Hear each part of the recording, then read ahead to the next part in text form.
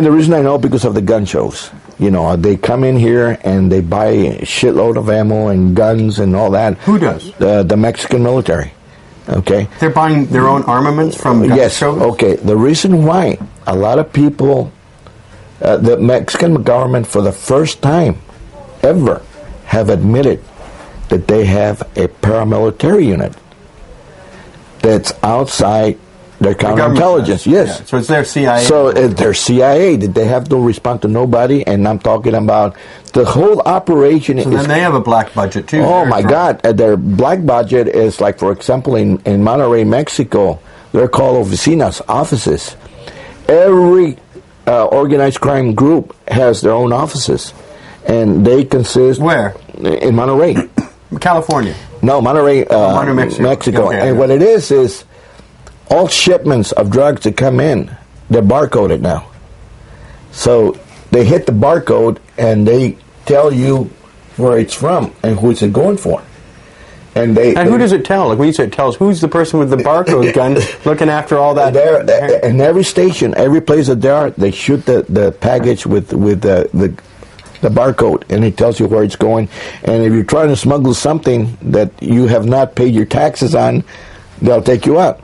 So the military actually gets the weapons from the U.S. Army.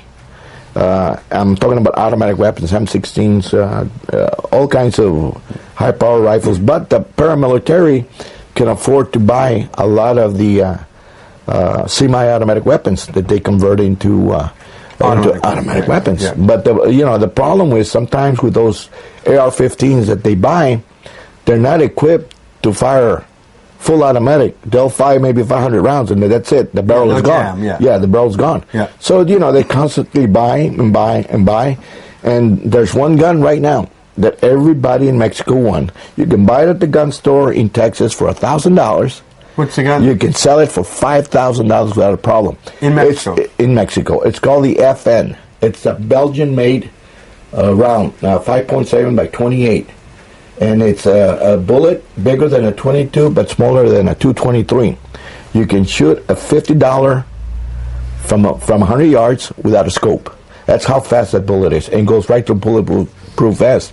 The other thing that they want it for, because that Belgian gun, on the side of the barrel, it's got a clip on it, an aluminum clip, with the serial number on it.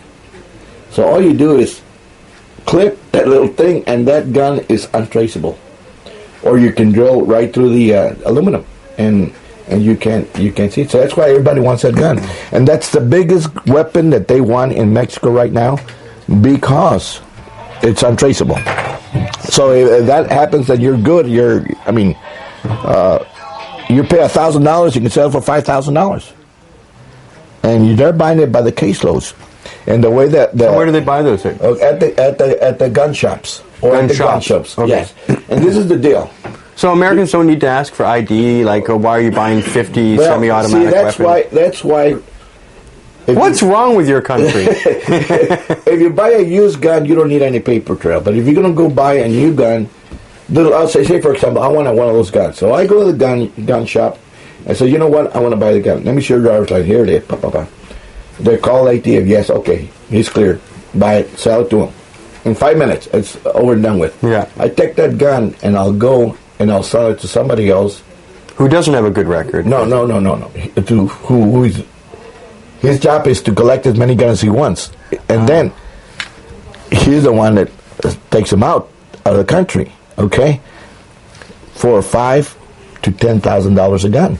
So an ordinary person like me, if I just wanted to make money and I had a connection, I could just keep buy one gun every day because I have no criminal record, and then I sell it to this guy. That's right, and you're not breaking the law because basically what you're doing is it's part of your collection. Because the used guns don't need requirement. And the used gun, that's why everybody wants the used guns, because the guy who's buying the used gun, there's no paper trail. Yeah, right. So that's what it is. But the organized crime in Mexico, they come to Texas and they go to a strip club.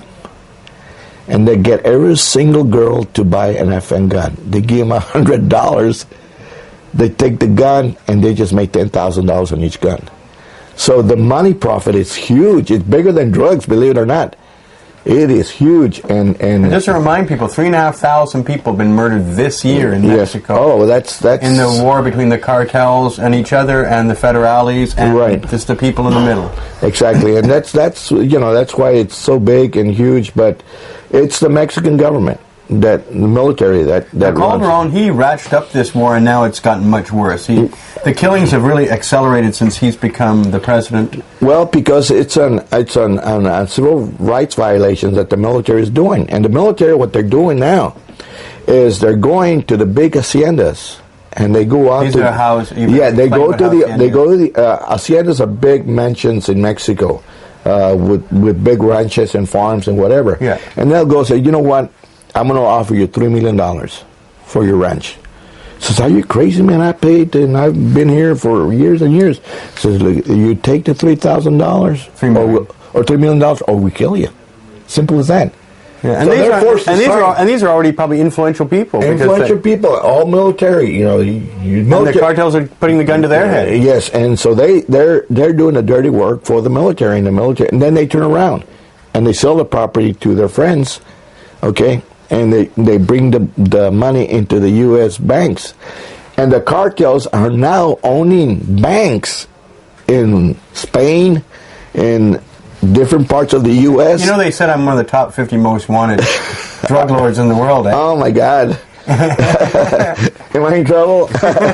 No, you're telling me these stories. And it sounds like there's thousands. No. The thing about it is the governments that are involved in the biggest drug trafficking organizations in the world. They're within governments. You've got to remember one thing. Who brings the drugs in? I mean, large quantities of heroin. Who brings it from Afghanistan? Who is importing the heroin from Afghanistan? Well, let's talk about Afghanistan. Could you tell me who is bringing it in? The United States government. Now, we have troops in Canada, right where all that's being grown. So if the American government is complicit, would our Canadian Foreign Intelligence Service and our military be complicit also? Absolutely. And you talk about how you get it across, how you smuggle it, or you got to remember one thing. The majority of the drugs that come into the United States from Mexico come into the point of entry. Now, it's funny you should say this, because we just saw 500 kilograms of hash come into Canada in magazine boxes, like gun magazine boxes filled with hash. Yeah. Through Canadian military. Yeah. So that 500 pounds that were smuggled in by soldiers and gun racks, where does that money go? Well, that goes to our retirement funds in the military. And seriously, they're making so much money. And you know what? People says, man, where's my cut, or where's this or that? There is so much money to be made. I mean, you remember the movie Tony Montana taking the duffel bag, Scarface taking the duffel bag full of money. Well, it's not duffel bags now. It is fucking truckloads of money.